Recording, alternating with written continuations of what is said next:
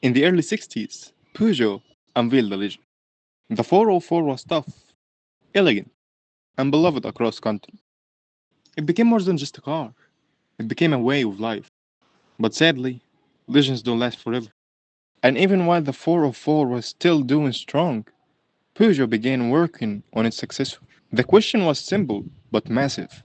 How do you replace something that everyone already loves? And the result was this. The Peugeot 504 was first unveiled in 1968 as a replacement for the Peugeot 404.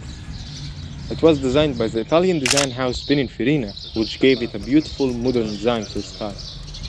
The 504 wasn't only known for its beautiful design, but also for practicality and durability, and also some nice engine options. The early models of this car got 1.8 liter petrol engine and 2.1 liter diesel engine, and the later models, like this one, got 2.3 liter diesel engine and 2.0 liter petrol engine, producing from 79 up to 108 horsepower in fuel injected models, sending the power to the rear wheels.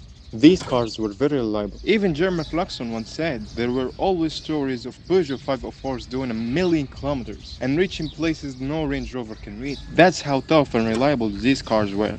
Anyways, also on the front we got the beautiful Peugeot line and also the 504 badge. And of course, chrome bumpers. The interior as interesting as exterior, so let's hop in it. Very comfortable and cushy seats, and you got a lockable glove box and a clock which was offered as an option in all the models. Also, you got an optional sunroof and cigarette lighter and ashtray.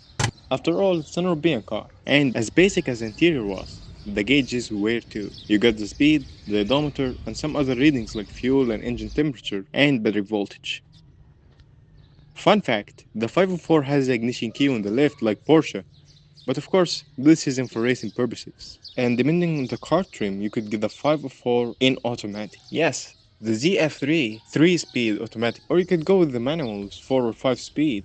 And originally the 504 had the gear lever behind the steering wheel, but Peugeot later replaced it with a floor shifter as car design and driver preferences evolved. Anyways, let's move to the back.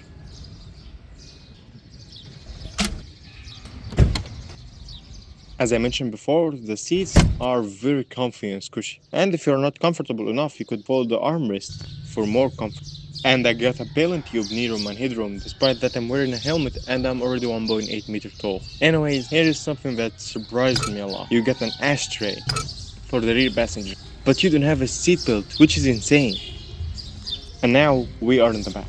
And the rear end design is just so sleek and beautiful. And it gives that feeling of luxuriness even though it was old people's car. And the trunk is huge. To access it, first enter the key and twist the whole thing. And then you'll be greeted by a huge boot. Actually, it is so large that I could fit in it. But it is so dusty to get in there. One thing that really killed these cars was rust. See, back in the day, most of the cars didn't have fender protection, which made it a delicious dish for rust. Anyways, let's go for a drive.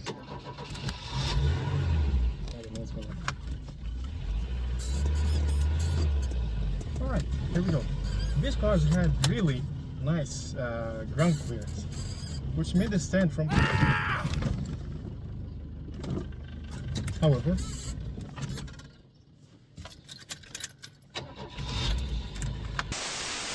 Have you ever noticed the letters on the back, like L, GL, or GR?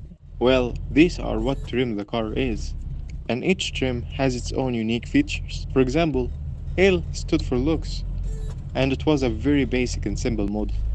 And it got a live rear axle and a very basic dashboard. And these ugly door handles that were carried over from the 404 and didn't fit with the design. And the GL, or Grand Lux, it was a more refined version than the L, and got a rear independent suspension and better interior, and they replaced the ugly door handles with much better looking ones. And the GL offered a lot of options, like sunroof and automatic transmission and power windows and many more. And then was the GR, or Grand Routier. very similar to the GL but with some minor changes. They returned back to the live rear axle, but it got disc brakes for all wheels, unlike the GL and L, which got front disc brakes and rear drums. And the SR, or Sobretier, it was a more sportier version and sometimes offered with fuel injection system, and it got disc brakes for front and rear independent suspension, and TI stood for touring injection, and it was a fuel injected model. And finally D, which stood for diesel, and you can get it in various trims. For example, if you wanted GL but in diesel, it would be GLD. And in 1970, the 504 received a new body style, the state, or the brake. And unlike the saloon, which was designed by Pininfarina, this was designed in-house. And the same can be said about the pickup truck version, which was revealed in 1979, and with various body styles. The popularity for the 504 globally increased significantly. And speaking about globally, especially USA, the car got some upgrades to meet the US regulation, like rounded headlight, and the bumpers got covered by rubber for 5 miles per hour crash test, and side reflectors, and new taillight cover. And I'm not done yet, because there's more, or actually, two more special versions. The first is a two-door. It was offered with several body styles like coupe and convertible and even estate, but sadly the state version didn't make it into production, and these versions were designed by Pininfarina, and they were more luxurious and rarer and more desirable than the average 504, and they were offered with two engine options. The 2-liter inline 4, which produced around 100 horsepower, and the other one is very special. It is a BRV V6. It is a 2.7-liter petrol engine, produces around 140 horsepower. Not that much. And why it is so special is because it is the same exact engine in the DMC DeLorean and several other cars. And why it's got the name BRV is because it was developed under Peugeot and Renault and Volvo. That's why it got the BRV name. And the other special version is Donjel. Donjel, you could think of it like AMG for Mercedes. They took the 504 and upgraded it by giving it more ground clearance and 4x4 system, which made it a very capable off-roading vehicle. And in 1975, the 504 won the Safari and Bandama Rally, to repeat it again in 1978 and Rally de Morocco in 1979. And it won the European Car of the Year in 1969 to be the first car in Peugeot history to achieve this reward. It was praised for its ride comfort and durability, and the capability to handle rough roads, and that made it the African King. And I'm very surprised by how this car drives. A very comfortable and smooth ride. It's kind of slow, but speed wasn't the purpose of this car. And in 1983, after a long legacy and immense popularity, Peugeot ended the 504's production. Sad, right? Wrong. Peugeot had already sold over 3.7 million of these to the whole world. And the legacy didn't stop there. In some countries like Kenya, they kept producing the same exact car with the same everything up to 2006. And to show you how popular these cars are in Africa, here is how many cars we have found in only 9 minutes driving video.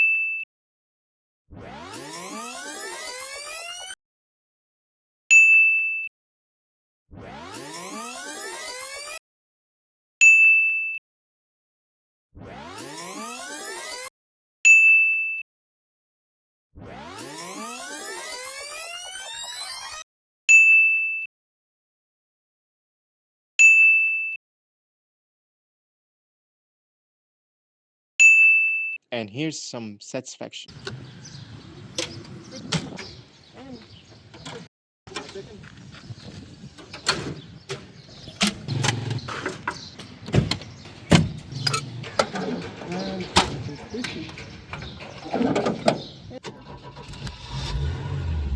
And that was it for today. I hope you guys enjoyed the video. And this is going to be a new era of the channel where we are going to review cars and do challenges and build crazy builds and many more. So thanks for watching and see you in the next ride.